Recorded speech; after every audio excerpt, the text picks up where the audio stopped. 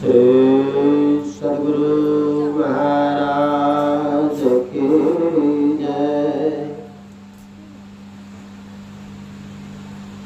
बंदा गुरु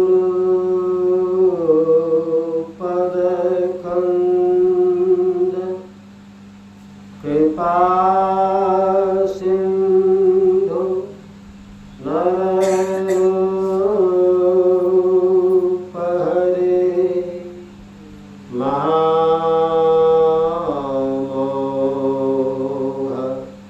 तम कुंद दासु बचन रवि कर निकर मंगल मूर्ति सतगुरु मिला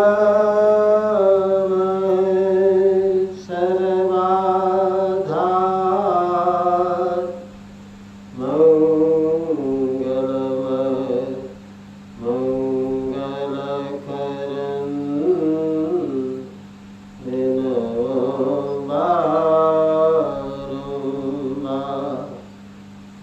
ज्ञान उदधि अनुज्ञान घन सत गुरु शंकर रूप नमो नमो बहुवार सकल सुभोजन घोर। आदरणीय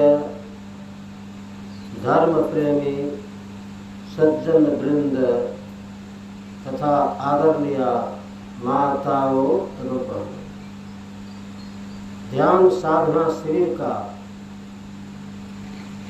आज 5वां दिन है और 5वां दिन के प्रथम पाली का अभी सत्संग हो रहा है और इसमें आप लोग सम्मिलित हैं।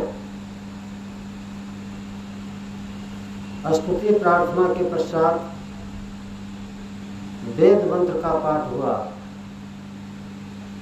शिव संहिता से भी पाठ किया गया, गोस्वामी तुलसीदास जी की वाणी का पाठ हुआ और अंत में हमारे आराध्य देव की वाणी का भी पाठ हुआ। जो भी सदग्रंथ का पाठ सत्संग में किया जाता है,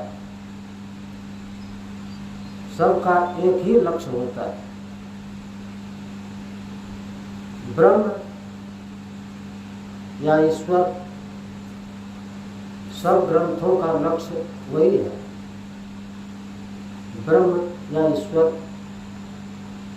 और सुन रहे थे, जिस समय सृष्टि नहीं हुई थी उस समय यहाँ कौन थे,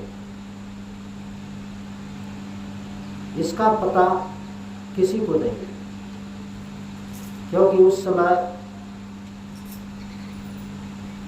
जिसका आदि नहीं है और अंत भी नहीं है,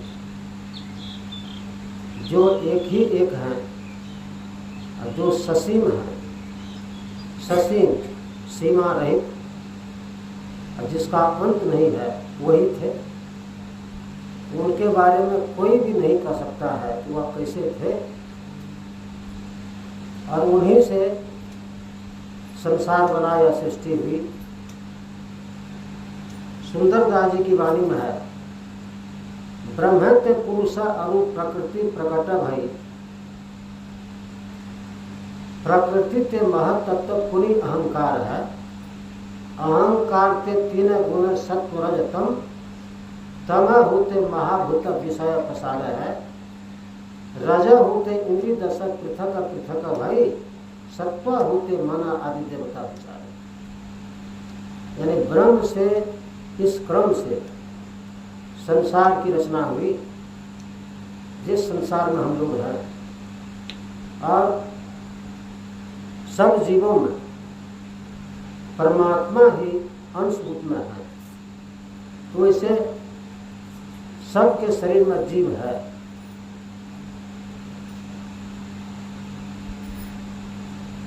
और चेतन आत्मा यानी चेतन का दो भाग है, समष्टि चेतन और व्यष्टि चेतन। समष्टि चेतन कहते हैं जो सब में व्यापक है, सब शरीर में एक समान, उसको समष्टि चेतन कहते हैं। और व्यष्टि चेतन कहते हैं सबके शरीर में वह अलग अलग है। यदि व्यष्टि चेतन यानी जीव सबके शरीर में एक जैसा रहता तो कर्म का फल भी सबको एक ढंग का मिलता, लेकिन यह तो नहीं होता है। सबको कर्मों का फल अलग अलग भोगना पड़ता है। इसका मतलब है सब शरीर में जीव अलग अलग है, उसी को व्यष्टि चेतन कहते हैं। और वह आवरण के अंतर्गत है, आवरण के अंतर्गत है, इसलिए वह जीव कहलाता है। आवरण अंधकार, प्रकाश और शब्द यह सूक्ष्म आवरण है।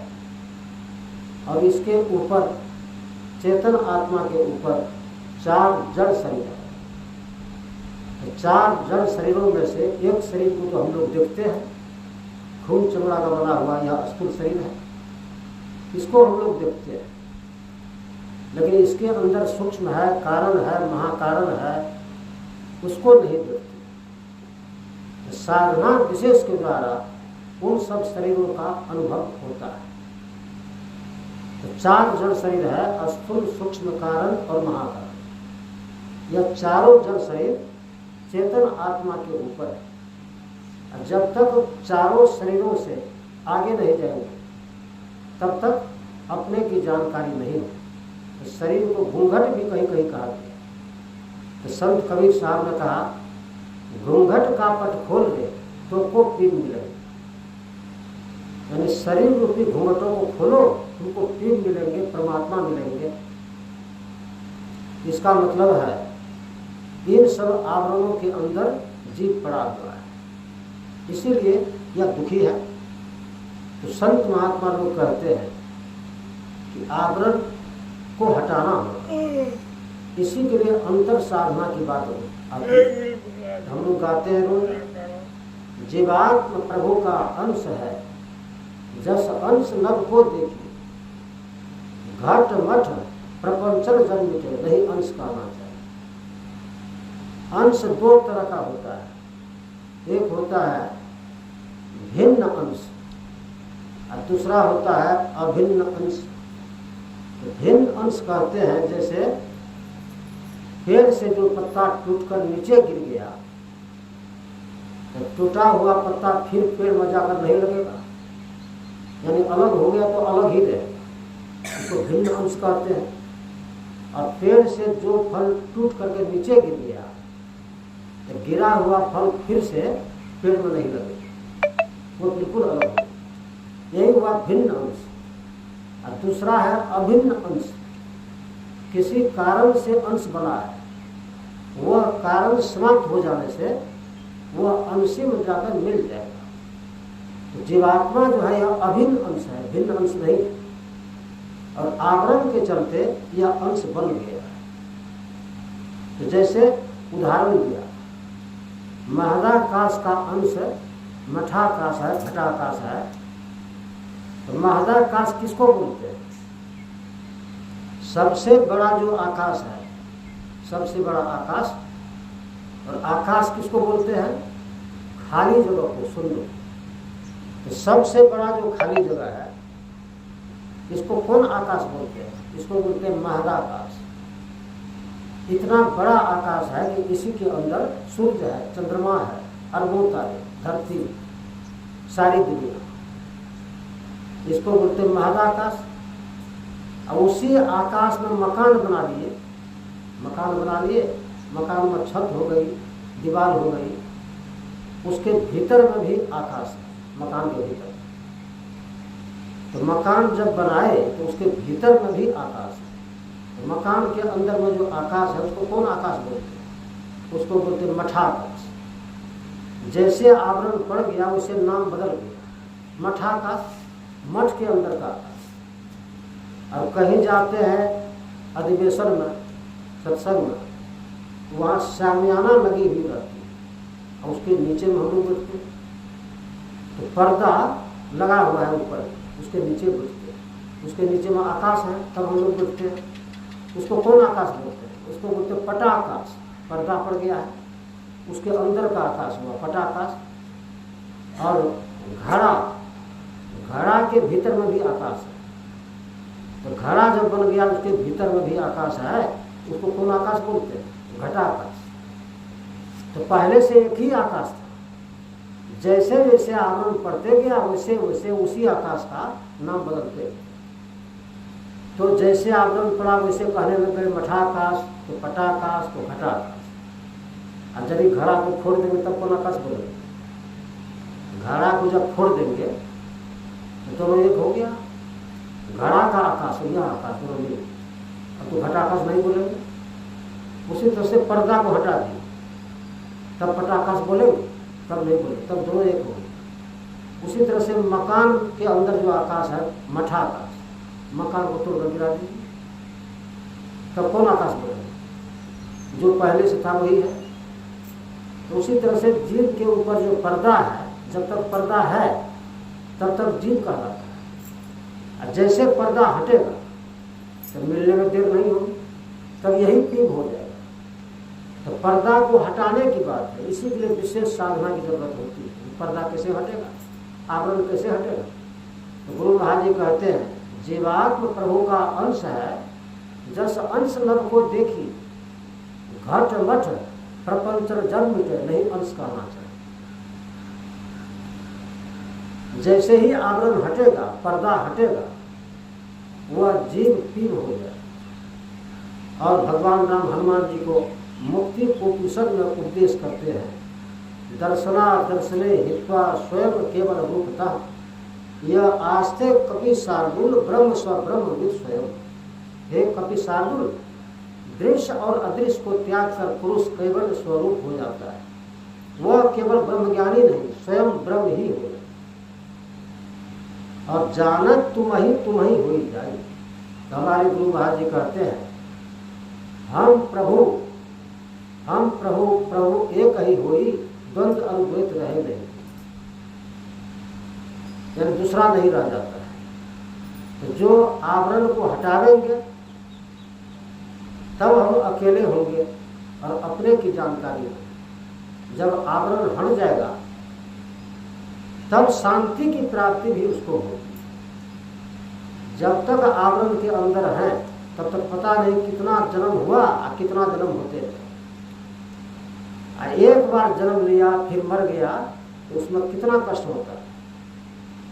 एक सहजोबाई हुई भक्ति, वह कहती है सहजो मृत्यु के समय पीड़ा होय अपार, भिक्षु 1000 जो डंक लगे उठता।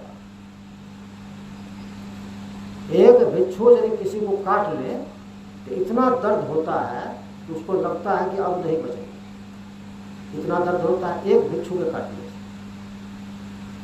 लेकिन सहजोबाई कहती है कि 1000 भिक्षु एक बार दंश करे उसमें जितना कष्ट होता है उतना कष्ट मरते समय और उतना ही कष्ट जन्म लेते समय। तो इधर तो आदमी नहीं देखा है, क्या कहते हैं भिक्षु आप लोग देखे? इधर का आदमी नहीं देखा, देखे?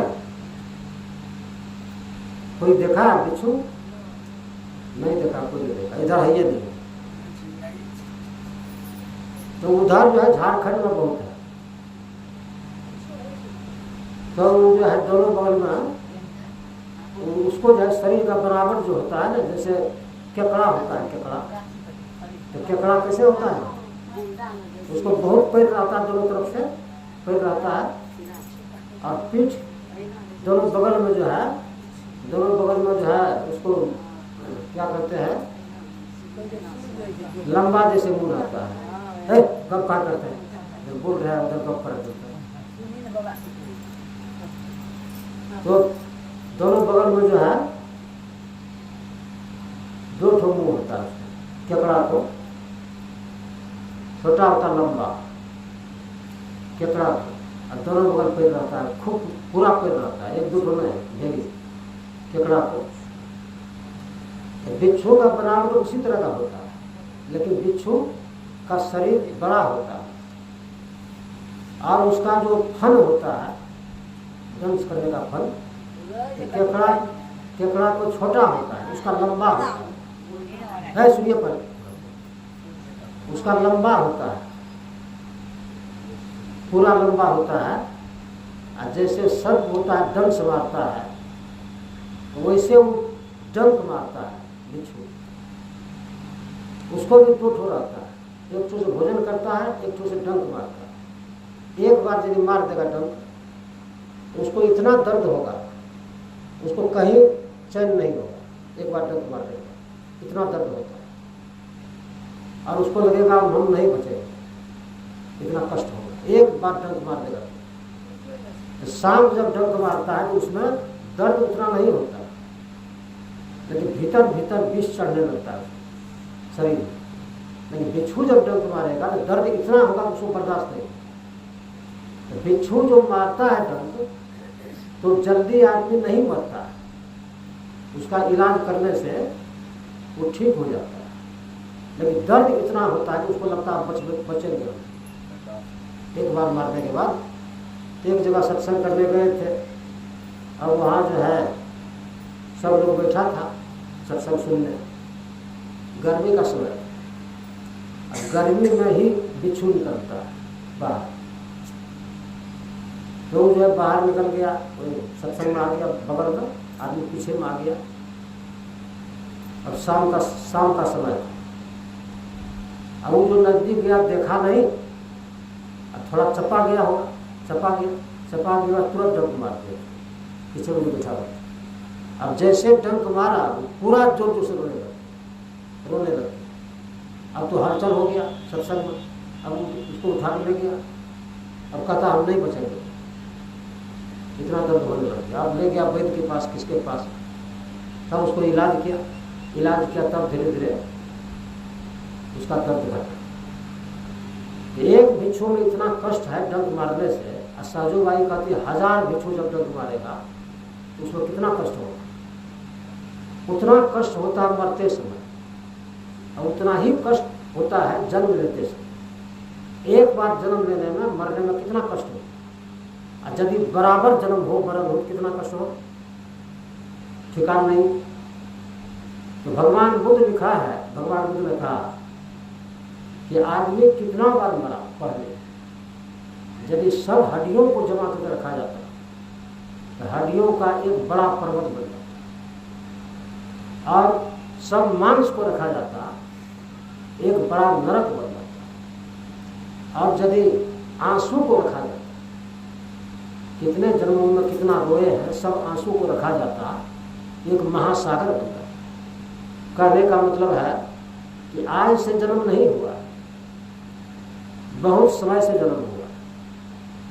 तो वैसे तो मान लीजिए याद नहीं है, याद किसी को नहीं, साधारण लोगों को याद रहता भी नहीं, कहाँ से आए, कौन जोड़ी से आए पता, कौन शरीर से आए पता। और मरने का भय बना रहता है आदमी, मरने का। तो भय बना रहने से क्या हो, बचने से भी क्या हो, लेकिन जब समय आता है तो चला ही जाता, बच नहीं सकता। किसी किसी आदमी को क्या होता है, अपने जीवन काल में ही नर्वस हो जाता है, नर्वस हो जाता है, सुर बुध सब चला जाता है, नर्वस हो गया, देह जो है शक्तिहीन हो गया, और उसको यह भी ख्याल नहीं है क्या हम जाने वाले हैं। तो जाते समय ख्याल किसको रहता है, जाते समय ख्याल उसी को रहता है जो भगवान का भजन मन लगाकर करता है। तो मरते समय उसी को थोड़ा धैर्य रहता है, धैर्य रहता है। लेकिन जो आदमी यह सबसे दूर है तो मरते समय उसको धैर्य नहीं रहता, धैर्य नहीं रहता है। और गप करते करते, काम करते करते समय आ जाता है जाने का। इसीलिए जो आदमी आगे की बात समझते हैं वह जिंदा में ही सब व्यवस्था कर लेते, जिंदा में ही कर लेते। कौन ठकाना किस समय चले जाएंगे, जिंदा में ही सब कर लेते। तो जिंदा में जो व्यवस्था कर लिया, मतलब कहने का यहाँ की व्यवस्था करके चला गया, वही चतुर हुआ। और नहीं तो सोचते रह जाएगा। और कुछ लोग ऐसा भी है, क्या करेगा, लोगों से कर्जा बहुत लेगा। कोई काम लग गया, बहुत कर्जा ले, कर्जा लेते लेते लेते लेते बूढ़ा हो गया। अब कर्जदार तंग करने लग गया तो वो क्या करता है, कोई आदमी फांसी लगा लेता है, फांसी लगा लेता है। एक आदमी को देखा, वहाँ बहुत आदमी का कर्जा था, वही पोड़िया हाट में देखे, तो बहुत आदमी कर्जा था, सब तंग करता था। वो क्या किया, रातें को उठा, चला गया। एक बड़ का पेड़ था बहुत ऊंचा, वहाँ चला गया रात, रस्सी लेते हुए। अब वहाँ जाकर के मन में सोच लिया कि हम मर जाएंगे ना, सब कर्जा खत्म हो गया, और हम तो मांगे। तो उसको मरने की इच्छा हो गई, चला गया रस्सी लेकर के वहाँ बरगद के पास रात में। अब वहाँ पर जो है चप्पल नीचे खोल दिया, कैसे कैसे लगा लिया वो गर्दन में रस्सी, अब डाली में लगा दिया और कंठ में जोर से बांध लिया। थोड़ा देर के बाद मर गया, खत्म। और हल्ला हुआ, सवेरा हुआ, हल्ला हुआ, फलना आदमी कहाँ है, फलना आदमी कहाँ है, सबको खोजने लग गया, मैं फलना आदमी कहाँ है। तो जाते जाते देखते सत्संग मंदिर के पीछे में जो बड़ का गाछ है, वहाँ देखते लटका हुआ थे। हम लोग भी गए देखते गला में रस्सी कस के बंधा हुआ है, बस खेला खत्म।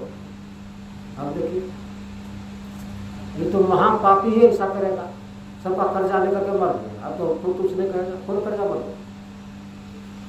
अब एक आदमी उसी तरह क्या किया, बहुत कर्जा हो गया, कर्जा हो गया, मन में सोचता है बगल में नदी है, जाते डूब जाएंगे। अब सब लोग जब तंग करने लग गया, चला गया वो नदी और जाके डूब गया। अब कर्जदार सब आता है, कहता हम नहीं जानते किससे क्या किया, नहीं कर्जा लेने वाला तो मर गया। अब कर्जदार क्या कहेगा, कर्जा लेने वाला ही मर गया। जबकि ऐसा कभी नहीं करना चाहिए। जो मर गया तो जिंदा में तो परेशान हुआ, अब मरने के बाद उससे अधिक परेशान हुआ, क्योंकि सबका कर्जा लेकर गया है। अब बस वही होगा, क्या बैल बनकर रही है उसके यहाँ, जिसका कर्जा खाए हैं, बैल में जन्म होगा, जाइए उसके यहाँ बचूंगे तो काम की कुत्ता बन जाएगा, कुत्ता बन के जाओ उसके यहाँ जो कर्जा चुकाने के लिए। इसीलिए गुरु महाराज जी सही छोड़ने लगे थे तो पहले बुला करके कहते, राम लगन फलना आदमी से रुपया लिए थे, उसका पैसा उसको दे दो। तो रुपया जिससे लिया था वो बोलता, हुजूर हम नहीं लेंगे पैसा, हम नहीं लेंगे, दे दिए से दे दिए। कहा नहीं वो नहीं होगा, हमको कर्जा हो जाएगा, देना होगा, जो कर्जा का इतना पैसा दो उसको। तो यदि कोई आदमी ऐसा करेगा, मर जाएगा, तो उसको सधाना होगा दूसरा दिन, तीसरा दिन। और अशांति होगा ये अलग, क्योंकि आप हत्या कर दिए तो अशांति तो होगा, लेकिन कर्ज भी भोगना होगा, इसका फल भोगना होगा। इसीलिए अपने जीवन काल में ही यह सब नहीं रखना चाहिए। जीवन काल में ही यदि किसी तरह की बात है उसको हल कर देना चाहिए, ताकि मरने के बाद उसका भागीदार आप नहीं हुए, हमें उसका फल आपको भोगना होगा। इसलिए संत महात्मा लोग कहते, जीवन भर यदि मन लगाकर रहो ईश्वर में, परमात्मा में, तो मरने के बाद भी श्रीमान के कुल में जन्म होगा। फिर से भक्तों करोगे, तुम्हारा कल्याण होगा। बोलिए सद्गुरु महाराज।